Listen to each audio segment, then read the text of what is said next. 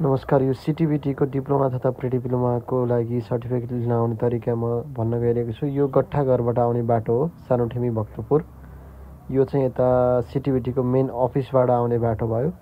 यो अफिसबाट तपाईहरु त्यो मेन अफिसमा नगइकन परीक्षा नियन्त्रण कार्यालय भन्ने एउटा उयो खैरो रङको गेट देख्नुहुन्छ, त्यहाँ भित्र छिरेर तपाईहरुले परीक्षा नियन्त्रण कार्यालयमा जानु पर्यो। त्यसपछि म अरु प्रोसेसहरु बताउँदै जानेछु। हामीले चाहिँ डिप्लोमा तथा प्री डिप्लोमाको सर्टिफिकेट लिन आउँदाखेरि यो परीक्षा नियन्त्रण कार्यालयको भवनमा आउने सानोठेमी भक्तपुर। त्यसपछि हजुरहरुले आएर यहाँ यसरी तीनटा काउन्टर छ।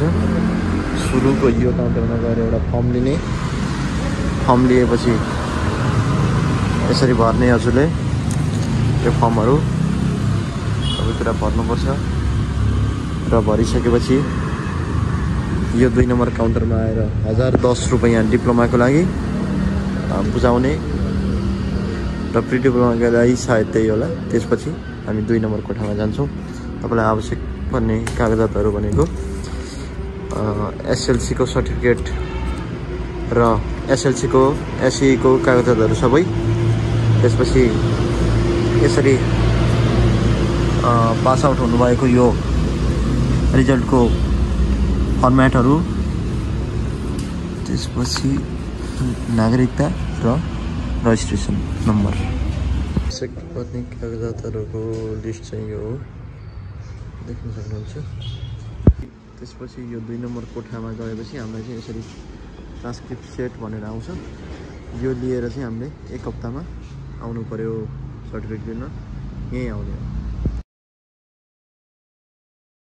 तपाईहरुले एउटा त्यो पेपर 1 हप्तापछि आएर यसरी यहाँ यो प्रमाणपत्र वितरण कोठामा लगेर दिनु पर्यो।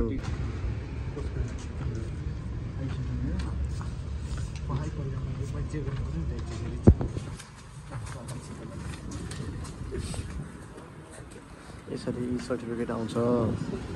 अरु भित्र खोजी हुँदैछ।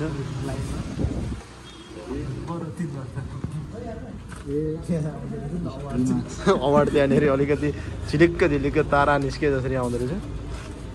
मेरो फर्स्ट पानामा त्यही 1 2 3 यता पनि क्लिन के यस्तो भन्दै यसरी हामीले यहाँबाट सर्टिफिकेट लिन सक्छौँ। हजुरहरु आउँदाखेरि पनि सबै यो प्रोसेसहरु फलो गरेर गर्नुभयो भने सर्टिफिकेट लिन सजिलो हुनेछ।